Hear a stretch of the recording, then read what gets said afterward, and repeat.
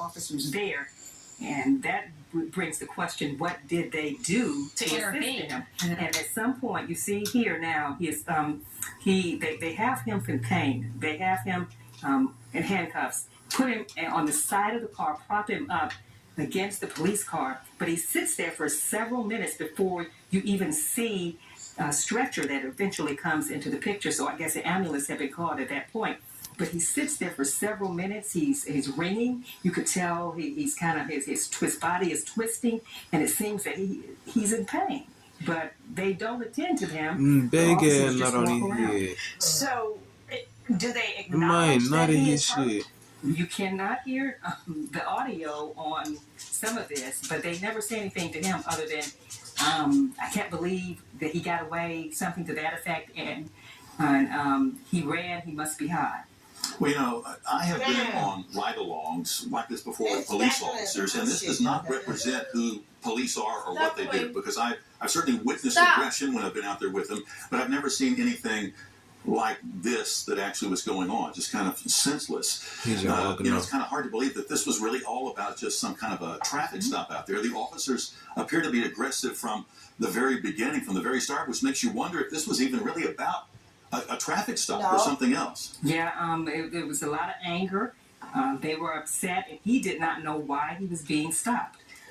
Even they initially pulled him out of the car on that first stop. They never said anything. They just said, get on the ground. He said, you all are doing a lot right now. When they pulled him out and put him on the ground and then tased him. And you see him here, and he doesn't say. Yeah, I see his video. Right. He's almost like he maybe to the point of unconsciousness there. Well, and let's talk about what you don't see here. You don't see resistance. Mm-hmm. You don't see a suspect with what appears to be any contraband.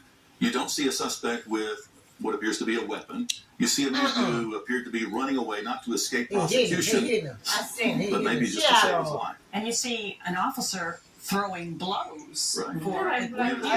He hit him again. We understand that went on for some 3 minutes.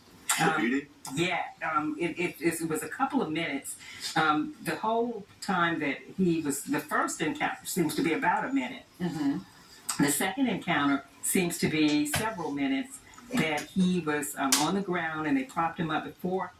I could see that where the ambulance stretcher apparently arrived, but it was there several minutes before they even put him on the stretcher. Mm-hmm. Well, I do know that a couple of Memphis firefighters have also been suspended regarding further investigation after this. Perhaps that has something to do with their suspension. So did you see the ambulance arrival there for a while? Or you didn't see when they arrived? I didn't see the ambulance, but and I tried to look at it very quickly. I'm going to go back and look at it more thoroughly. But at some point, you see a stretcher on the side of the police car. I didn't see the ambulance itself come up, but you did see a stretcher suddenly appear on the side of the police car. And they're shining a light in his face, and they look like they're looking at him and trying to determine how injured he may have been. But at that point, he was still sitting on the ground. They replaying the video over and over. So the ambulance stretcher is there, but they are not attending to him.